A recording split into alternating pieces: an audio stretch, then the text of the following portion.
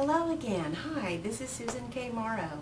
Find me on the web at susankmorrow.com. Be sure to go there right away and sign up for your free report, 12 woo-woo tips for living in the real world. They're great little tips, easy to implement, and you'll start making positive changes in your life right away. After all, that's kind of what I'm all about. I'm here to help you make the best life that you can have. One of the things that has occurred to me recently is that it would be a good idea to share with you exactly what I'm supposed to be doing.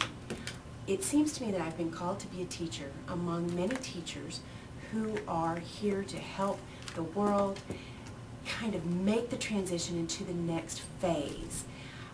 If you're aware of astrology at all, or if you even remember the song, The Dawning of the Age of Aquarius, we are somewhere along the beginning of the age of Aquarius, moving out of the 2,000-year-old age of Pisces. So now as we move into Aquarius, things are changing.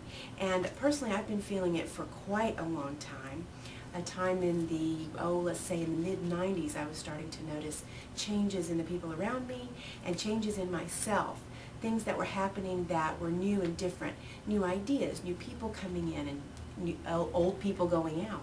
Things were changing, ideas were feeling different. One of the most remarkable and biggest changes is the re-emergence of the divine feminine. And when I say this, it sounds a little woo-woo, but what I mean by it is that the feminine in all things is being brought to the fore again. And that doesn't mean that it's taking over or obliterating the masculine, because the yin and yang, the feminine and masculine, the easy and the hard, the two opposites in balance are intended to be in balance. They've been out of balance for some time. And that is evidenced in things like oppression of women around the world.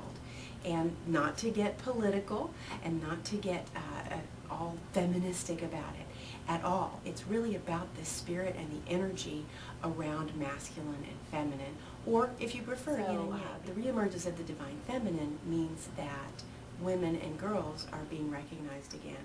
I'm seeing a lot more activity around the world where people are helping women and helping girls. And there's a lot of that that's been going on for the last several years that is in much greater number and proportion to how it was 10, 20, 30 years ago. So this is part of the emergence of the divine feminine. And what does that mean to you? Whether you're a man or a woman, it really means greater balance in your life and in your world. It means greater balance in all things.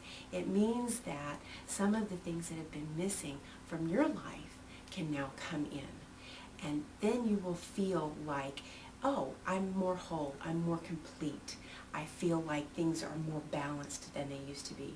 And this is the process that's been going on for a few years now. To some of us, it has felt very fast. Sometimes it kind of makes my head spin a little bit. To some of us, we feel like it's a strange feeling. It feels strange to let go of the way of old things that we're used to for so long, for all of our lives. And so some people want to dig in their heels, and some people are going to do that. That is their job in this life, to dig in their heels and to resist this change, this shift in consciousness around the planet, possibly across the universe, but we don't know that for sure. So what I suggest for you is that you try to embrace the changes and the shifts that are coming. If you have noticed something along the lines of what I'm talking about, start paying attention to that. When something gets your attention, go with it. Look at that and say, well, you know, that's different from how it used to be.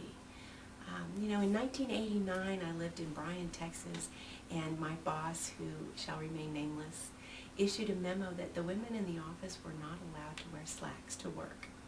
And I was quite horrified that in 1989, we were not supposed to wear slacks to work. Of course, I ignored it. Well, I don't think I had any good slacks to wear to work. But the point was, I would be very surprised if that would happen now. And sure, that's partly just the evolution of society. But it's also because this is happening much more rapidly now. So we will not be encountering things like that. So if you're used to that sort of environment, and you may have noticed that it's starting to change, pay attention to that. Glom onto it and go, how can I use this to my advantage? How can I bring the divine feminine into my life? Think about things being softer, prettier, emotions being softer, gentler, more accepting, more cooperative. People are going to be and are becoming already more cooperative, more interested in helping others, sharing, serving, all to the highest good. A lot of these wonderful qualities are coming in now, and we want to embrace them and grow them so that it's a better place for everyone. And everything I've just said applies to you if you're a man too, so keep that in mind. I think that's all of my message for today. You can learn more on my website at susankmorrow.com, and remember to go there right away for your free report, 12 woo-woo tips for living in the real world. You'll find me there, and until next time, y'all be good.